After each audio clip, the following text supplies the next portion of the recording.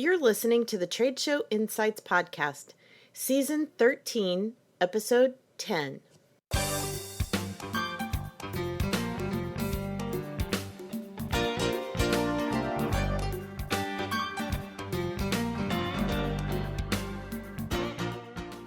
I'm your host and exhibit marketing strategist, Marlis Arnold, bringing you tools to improve your exhibit results. On today's episode, brought to you by the Exhibit Marketers Cafe, we're talking about a subject that makes a lot of people uncomfortable, but we're going to help you reframe the way you look at risk planning for your upcoming events.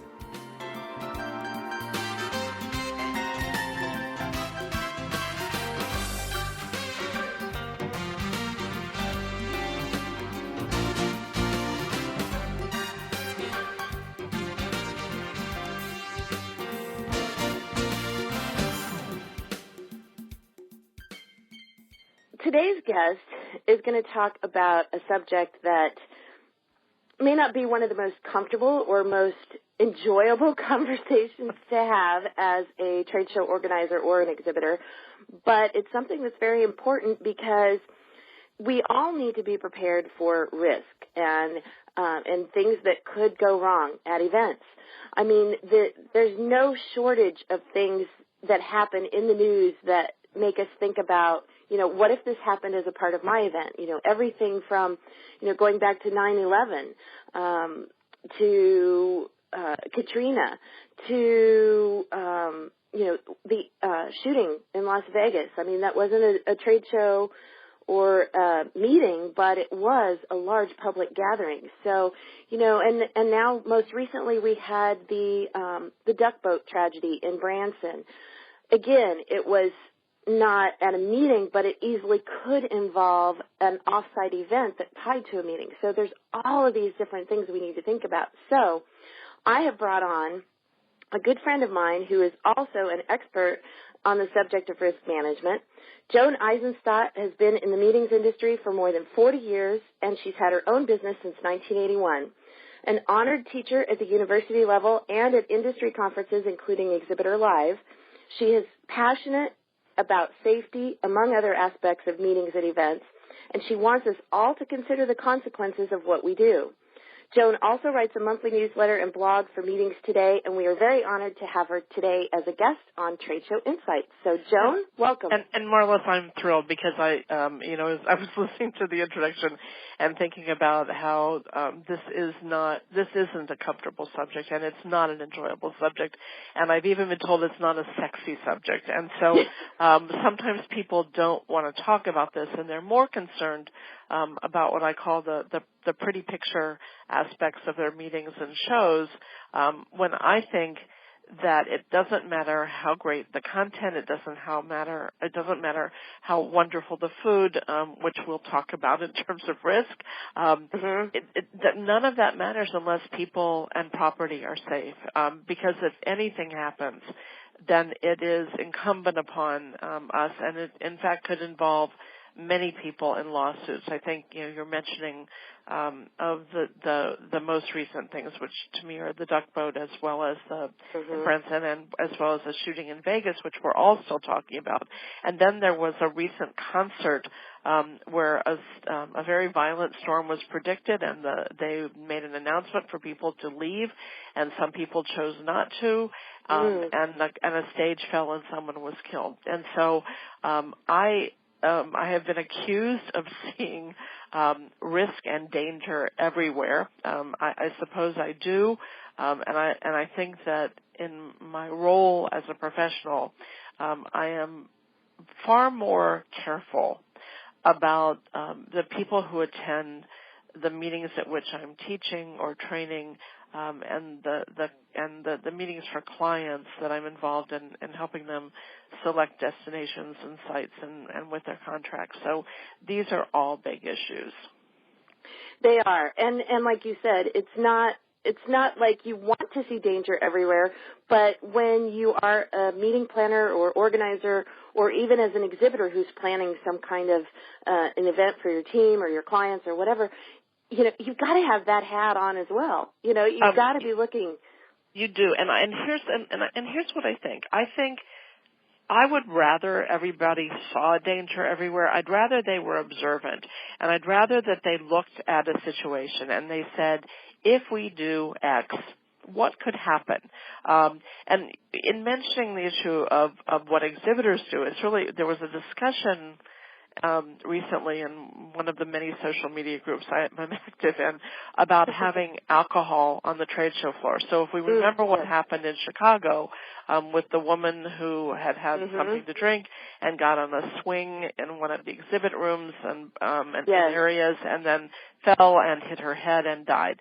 And so, the question of, to me, that there truly is nothing that we do to select the destination and select the sites and to plan all of the activities for meetings and trade shows and events and if, in case somebody is listening who plans weddings and birthday parties and whatever it might be, when you gather people together, you have risk. Yes.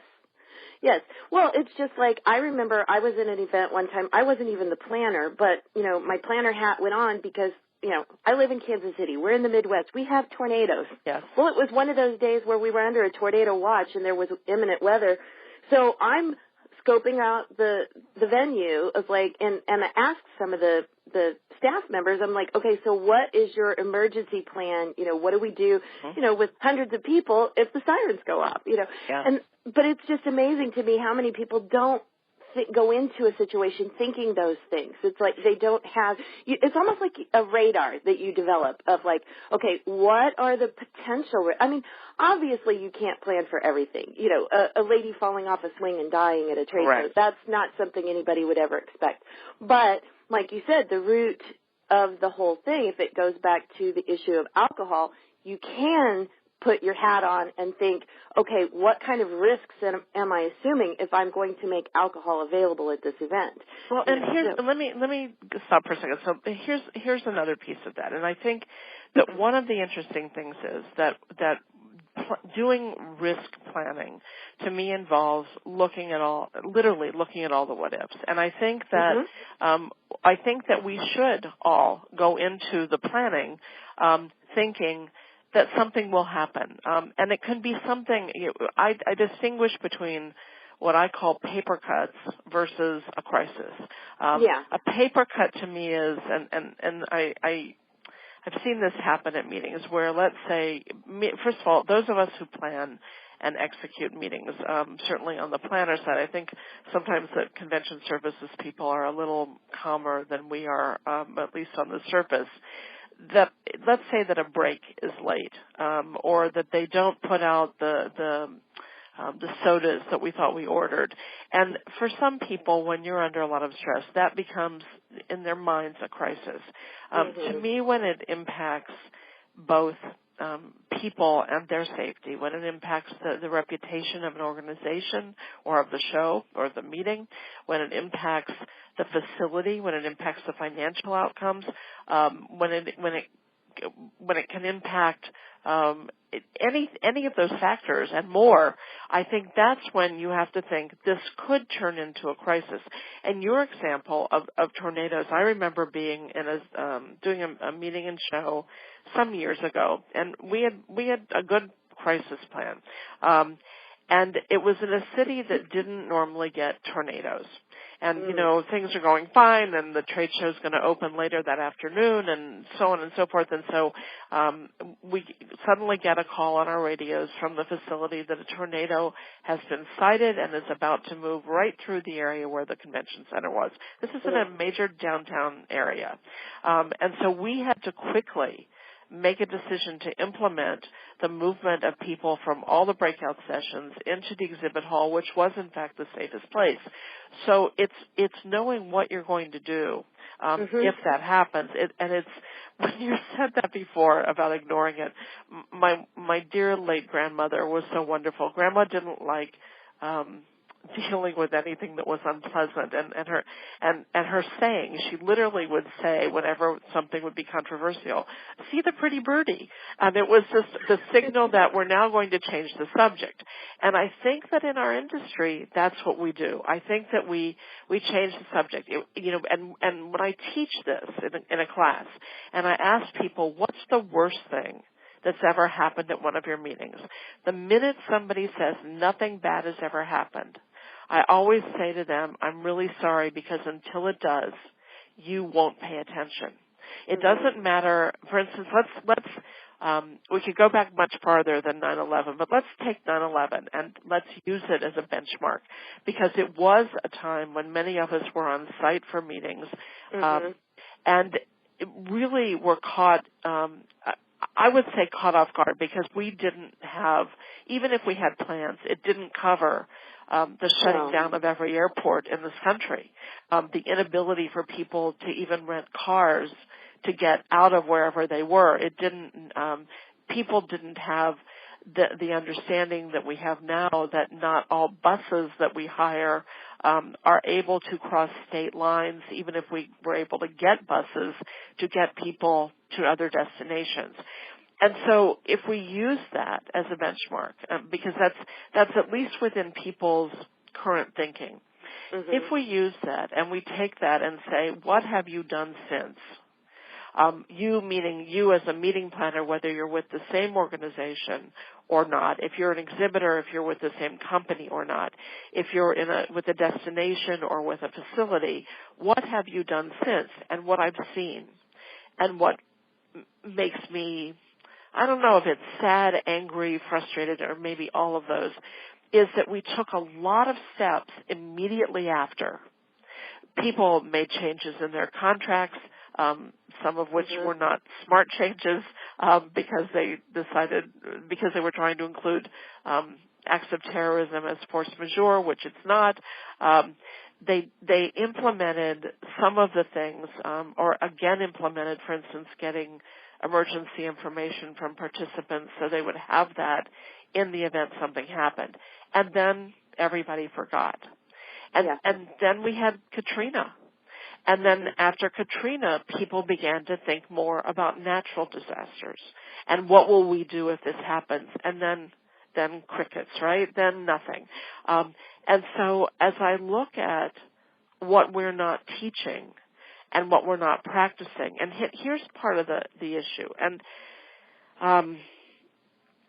after Katrina, I would say my hands were slapped by some people who said that I shouldn't suggest, for example, that if people had meetings coming up in New Orleans, that they look at issues of mold and the safety for the people attending. I never said don't go to that city, and I would never say to any place don't go or don't use a particular vendor. What I would say is, how are you going to plan around it? What are you going to do to ensure that the health and safety of your participants, your exhibitors, your own staff, and you are going to be okay based on what you know? And I think that we're not doing it. We're just not doing it. Well, and exactly, and on that subject, it's like you said, it's not like that's a go, no-go determination point. It's just that's an additional question that needs to be asked. My example of the tornado warning. It's like just asking a venue, what kinds of things do you have in place to handle if this happens? And if they can't answer that question, then maybe you can be the one to help them start thinking in that way, and maybe together you can put together some kind of a crisis management. Well, okay, so I think there are a couple pieces in this. So let's sort of start at the beginning of when you're selecting a destination and a site and vendors to supply your meeting. I mean, to me, one of the first things to look at is, what is the safety of the destination? What's the history? We're now seeing weather that we haven't seen before. We're seeing tornadoes. We're seeing hurricanes. We're now, as you and I talk, we're watching what's going to happen in Hawaii with a major hurricane and which way it's going to go and what that will mean. And the wildfires. Yes, and the wildfires and the drought. And the wildfires are not just in the West. They're causing, the smoke is certainly, friends who are on Facebook are posting warnings in Seattle about the air quality because of that. So again, we look at what are we going to do. So we look at the history. One of the news feeds I get today, today had something about infrastructure in a city. What is the infrastructure? And the United States has a big problem. If we look at what happened in Genoa, to the bridge, and we think back to Minneapolis and the bridge, and we look at and I look at D.C. where we have some bridges that are, where I live, we have some bridges that are in very bad condition. They're going to repair them, but the money isn't there in most cities. The city that I got the information today, they're looking at putting a $120 million bond issue on their ballot in November, and they're saying that's not even enough to repair the infrastructure. Then if we take, and I'm going to take it to the next step in a second, then if we take the whole cybersecurity issue of how we're being told that it's very possible that our infrastructure, certainly the power grid, could be shut down by hackers, what that will mean. So we will have to look at realistically what are the pieces as we choose destinations and sites? What do the sites, the hotels, the convention centers have as backup for power and water? What do they do for sheltering people in place? Because in some cases, we may not be able to leave. Or, as we've seen, convention centers are often where the cities are going to shelter people. And so what if something happens and our group cannot leave and we have all of the people from the city there? So we have to look at the history. We have to look at projections. We have to pay attention to the news and what's going on and what that means to us. And then we have to look at, when you mentioned developing a plan with, let's say, a hotel or a convention center. My experience has shown me that there are very, and I'm going to be cautious when I say the hotels I've worked with, and this may not include some of the smaller independently owned hotels. Most hotels have in place, certainly they have risk plans. They have to. In order to have insurance, they have to have it for their own staff, for the buildings themselves. And so they have to have plans in place. The questions are, what does that mean to my group? What does it mean to those of us who are here? And how will that be implemented for us? What if there is no water source? Do they have bottled water? What do they do to help us keep people hydrated? What if it's a building that has, 35, 38, 40 floors, and the power goes out and the elevators can't operate? Or if there's a fire, how do they get people with disabilities, people who can't walk, people who are afraid to go down stairways, if there's no lighting? And I've been in these situations where even some of the power lighting went off, or the backup lighting went off. So I think we have to look at what is in place and what will they share with us to help us put our plan in place. And so we take it that step. And then there's the development of a specific plan for every single element of our meeting. From what I'm going to call, it could be a paper cut or a crisis. So let's say that you've got a main stage speaker, and that speaker, you're spending $100,000 or $50,000 or $25,000 for that speaker, and you don't have a backup plan, and the flights are canceled. What are you going to do for all the people who came specifically to hear that person? What's the plan? Is it a substitute speaker? Is it subject matter experts from your group? What will you do? Will there be a refund policy? I remember, I'm old enough to remember sentence diagramming, and so I remember, so I think about this as sort of sentence diagramming, and today it would be storyboarding. So what you're doing is taking every element and you're looking at all of the things that could disrupt those elements, and then what will you do to create safety, to make sure people are safe and okay? And there's simple things like how far is the closest how far is the closest emergency service? There are hotel companies, and I don't know that everybody knows this, that do not allow AEDs, automated external defibrillators, on property. And in talking with people who are attorneys in the industry, I've been told there are various reasons. Some believe that we shouldn't plan extensively for risk because that puts us at greater risk in case, as you said at the beginning, we can't know everything. AEDs, on the other hand, have been proven to save lives. If we look at the response time, so let's say that if we need an AED and there's not one on property, and I have a friend who does incentive meetings who travels with his own AEDs just for this reason. So if there are no AEDs on property, how far away are the nearest EMTs? When can they get there? Who will contact them? And this is a tip I got from somebody who is, I don't consider myself a risk expert. I consider myself a very strong practitioner and pretty knowledgeable. I've talked with people who do this for corporations. That is their sole job. I've talked with people in law enforcement who do this. And what I've always been told is that we, as individuals, as meeting planners, if we're in a hotel or convention center, we should never call 911 in the event of an emergency. We should have the facility because they will be able to let them know exactly where to go and the fastest route into the building and to the person who needs help. So that's a quick tip. And so I think that what we have to do is understand, we really do have to take the time, and that's what most people don't want to do and say they don't have. But as I was sued in the early part of my business, not for a risk issue, for a meeting cancellation, and the attorney that worked with my client and me was at the time the attorney for the Convention Industry Council, or Events Industry Council now. And what he said to us, it doesn't matter if you're right or wrong, you can still be sued. So if you want to look at it just selfishly, I think that as an individual, whether you're an in-house planner or outside the organization, look at it selfishly and say, if I don't think about these things and have an idea in place of what we'll do, if I haven't communicated that with the facility, with the vendors, with my client, with others in the group, with authority, what will we do in order what could happen to me if I'm sued?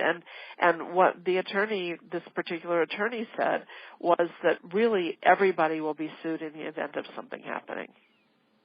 Well, and that's true because that's just the way that the lawyers are. I mean, they include everybody who could have possibly had anything to do with it. So. But it's not just the lawyers, it's the individuals. Look at what's going on around the issue in Vegas with what happened with the horrific shooting. And what's happened is that and what attorneys tell me is it's understandable that MGM is trying to change the in essence the venue for deciding this in order to be able to use a federal law versus state law in order to adjudicate what's going on. The victims are the ones who are suing.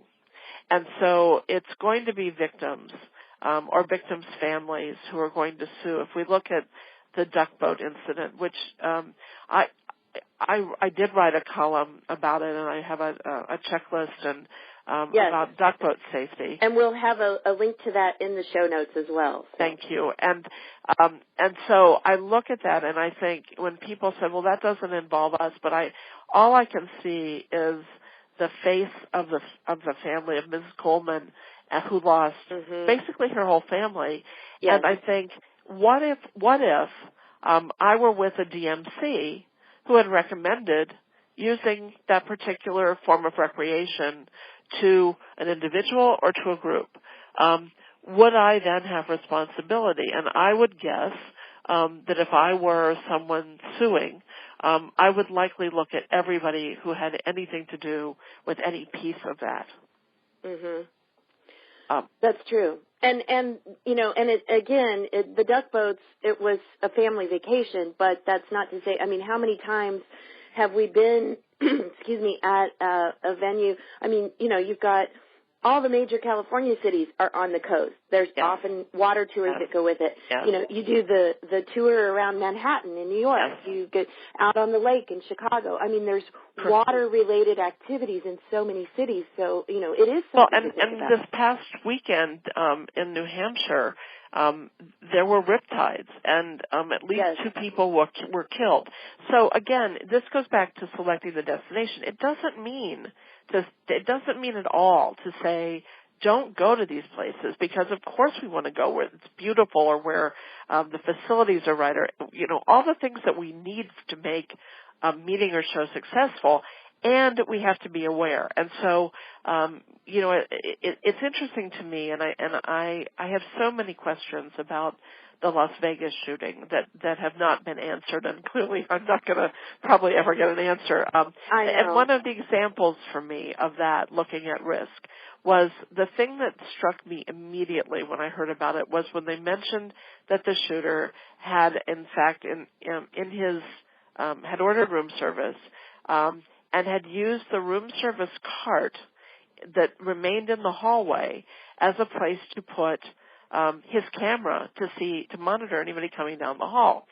So when I teach risk, before this happened, I said, you know, one of the things that I think planners should do when they're doing a site inspection is to walk the halls of a hotel, you know, let's say 9 o'clock, 10 o'clock at night. Look around to see, are there room service trays still in the hall? So here are some of the risks that come from that. One could be, because we know that everybody's got their noses in electronic devices, so you're walking down the hall and you're paying no attention and you trip because the room service tray was never picked up, or it's even there the next morning. It draws insects. It draws vermin.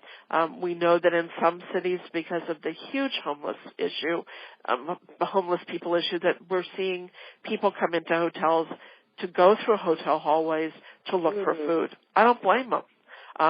We see, you know, sometimes people just want to be malicious when they're staying in a hotel, and they may decide to just, you know, upend those trays. So looking at just something so simple as room service trays left in hallways, when are they picked up? How are they monitored? You know, what happens to them? If there are carts, when are those taken away from hallways? And so it to me, this is, again, me seeing risk everywhere. It's all of those issues. And, you know, when you mention the, you know, anything to do with a water event, people on Facebook in a discussion tried to justify that it was okay that people didn't wear their life vests, okay, on that particular duck boat, and people who've been on duck boats, and I have not, have said that they are not told to put them on. So let's look at, somebody said, well, let's look at, you know, the people who go out whale watching. And that is an activity that's sometimes sponsored by, and people are taken out, and people don't have on life vests. I don't know why. I haven't gone that deep in my conversations to write the article. I did talk with someone with one of the major companies that operates vessels, and he's a former officer in the Coast Guard, and he said that the laws differ everywhere because depending on the type of the body of water, depending on state laws and federal laws and so on and so forth. And so it's just becoming familiar with them. Know what you're supposed to know. If people have the option of not wearing life vests, and that's okay, then at least you know that you suggested it and you asked the question. And what I think is interesting, too, what I always hear from people is, well, these are adults coming to our meetings. They know what to do to keep safe. They know, for example, they know not to wear their badges out on the streets, and they don't. And I see people out on the street with their badges. I see them with the bags that they're given at the conference, whether from an exhibitor or by the conference, that say what they're attending. And when I always laugh here in D.C. because I live near our convention center. If I see people out on the street with badges, I go up to them nicely and as calmly as I can and say, I don't mean to scare you. I live here. I just want you to be safe. We're a very safe city. And it's not smart to wear a badge on the street because someone can see your name and pretend to know you. and we're all polite, right? So somebody says, Joan, oh my gosh, I had no idea you were in town. Where are you staying? And you're caught off guard, and before you even think about it, you say, oh, wow, it's so good to see you, whoever you are. And you tell them why you're in town and where you're staying. And it's out of your mouth before you think. And so, that's an example that's an easy one to fix. You remind people not to wear their badges out. You talk to the doorman or the people who work in the lobbies of hotels to say, remind people to take their badges off before they go outside. You tell people that if they need to walk from a hotel to a convention center, wait till they get to the convention center to put their badge on. And there are simple fixes to so many things. And then there's having the communication plan that how you're going to communicate if there is, let's say, a tornado or a hurricane or anything else that could come up, even just a severe thunderstorm that would mean the power could go out. How will you communicate with others? And here's what I love too. I love when people say, well, we'll just use our cell phones. And I think about, again, all the times that we can't get cell activity. Here in D.C., when there is a major demonstration or a major activity on the mall, often because I live near that area, we can't even get cell service because there's so much activity. So it's looking at what are all the pieces and how will you communicate and to whom will you communicate. And another piece of this, Marlis, is who will be the point person who's back in your offices? Right. Because if there's a disaster or even an emergency and that you cannot communicate or people can't reach their loved ones or their coworkers who are on site at your event, they're going to call your office. And what will the person or persons left there say, and how will they reassure people? What will they know to get up on the website, and how will they get that information?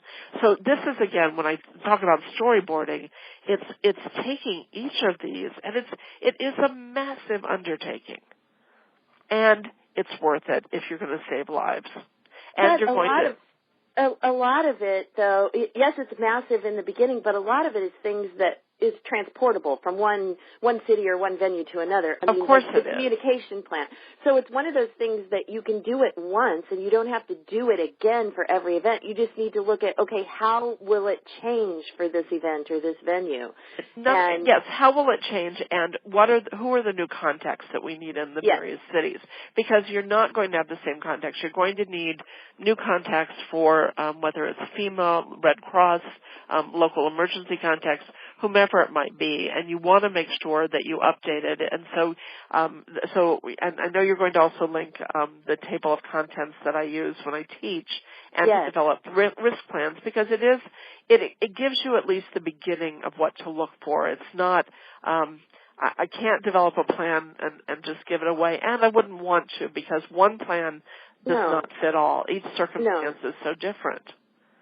Well, and that's, I kind of want to bring all this back around because, we've kind of been talking all this time. We've got a lot of gloom and doom here we've been sharing, but the whole point of all of this is giving, planners, show organizers, exhibitors, even trade show attendees, giving you the tools and the thought process of what you need to think about to make sure that you and all your attendees are as safe as possible. I mean, obviously we can't plan for everything, but, like you said, you've got that great checklist and that list of what needs to be evaluated and what you should think about. So, yes, we'll definitely have a link for that in the show notes as well. So I kind of wanted to bring that back around that, this is not to try to scare anybody, but to, no, you know what? Wait. To the point of taking action. I think that the only time people take action is when they are scared. I think that we are very complacent. And when we say, again, nothing bad has ever happened at one of my meetings, or a facility says, no, nothing bad has ever happened, and we don't bother to check with the local police to see if there have been any assaults in the hotel or in the hotel elevators or walking to the hotel parking lot. We don't watch the news. We don't pay attention to what's going on with the country's this country or any country's infrastructure. We think that something that happened in Genoa has nothing to do with us because it was Italy and not here, and we forget that Minneapolis happened, and we don't look at the sinkholes in so many cities, and we don't look at the droughts, and we don't look at the fires, and we think all of these are isolated pieces that happen in certain areas, and that they don't matter to us. And what I would say is we also have all of these individuals who come to our meetings, each with their own potential illnesses, each with their own issues, that they may do things that put them at risk as well. And do we monitor every individual? Of course we don't. Do we put suggestions about, let's say, alcohol consumption? Little notes on the bars that say, please drink responsibly. Do we restrict the amount of alcohol that can be served on a trade show floor so that if somebody if let's say that somehow a little piece of carpet wasn't tacked down and somebody's tipsy and they get their toe under it and they fall on a hard floor and they hurt themselves, or they fall into an entire booth and knock it down, what are we doing to be protective and smart about how we do things?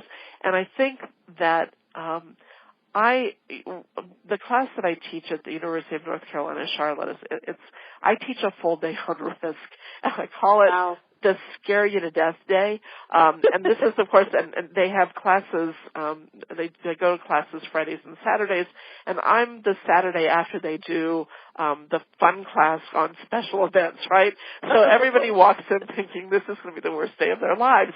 And yet I think once you begin to talk about it and once you begin to look at the issues and you think, it's like hit yourself in the head and go, whoa, that never occurred to me. And that's something so simple that I can do to keep us safe, to keep my company from being sued, to keep the individuals safe enough to go home to their families and their loved ones and their coworkers, to keep all of this running so we don't have to shut it down. I mean, we haven't even talked about the issue of food and the risk around food. We've just scratched the surface on alcohol. But what if we had a meeting for, even 100 people and everybody got food poisoning or people had allergies and we didn't check about cross-contamination? And so I look at, and in fact, if people look at the link for the Duck Boat checklist, but it's also got a blog about it, and Tracy Stuckrath, who is a colleague and a wonderful person and writes a lot about food allergies and food safety. She was great to post some links to things that she's written in the comment section. So there are a lot of resources out there, and we aren't on our own to do this. We have to be open to asking the questions. We have to convince those we work with that even if they think it's not worth our time or money to do it, that it is. I remember when a client said they had a very large meeting. It's when I had a staff, and we had, I think there were 5 of us on site. We developed a risk plan. The client wasn't interested. A few of their staff were interested, and as a result of the staff coming to the training that we did, we were able to stop a potential shooting. And again, we haven't talked about active shooters, which to me are a major issue. Well, we have a lot of material for a future conversation as well. we have material that we could talk, I would say, for the rest of our lives to try, because every time something happens, we add it to the list. Well, and I just want to kind of bring this back around too.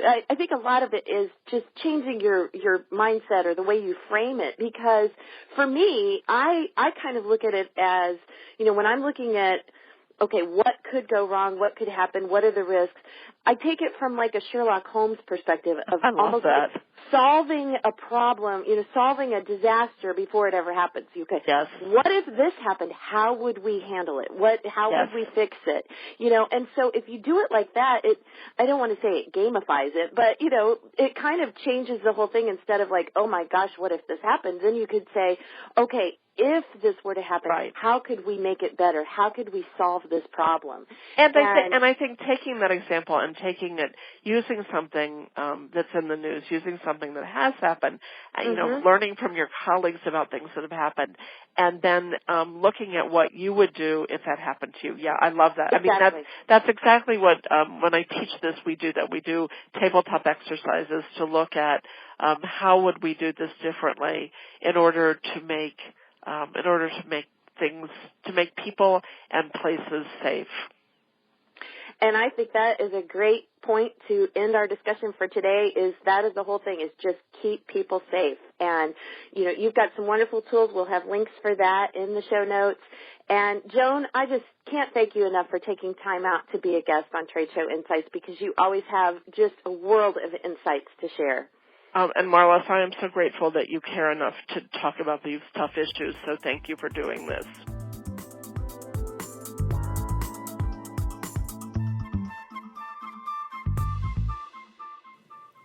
To access all the articles and checklists we mentioned in today's episode, go to tradeshowinsights.com/keep-events-safe.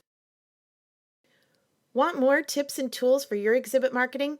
Check out the free resources available from the Exhibit Marketers Cafe.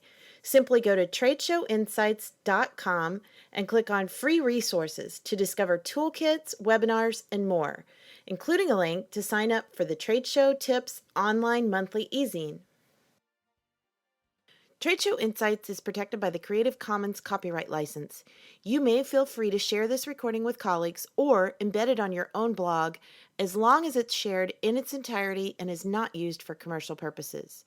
To learn more, please see the link in the sidebar of the show notes at tradeshowinsights.com.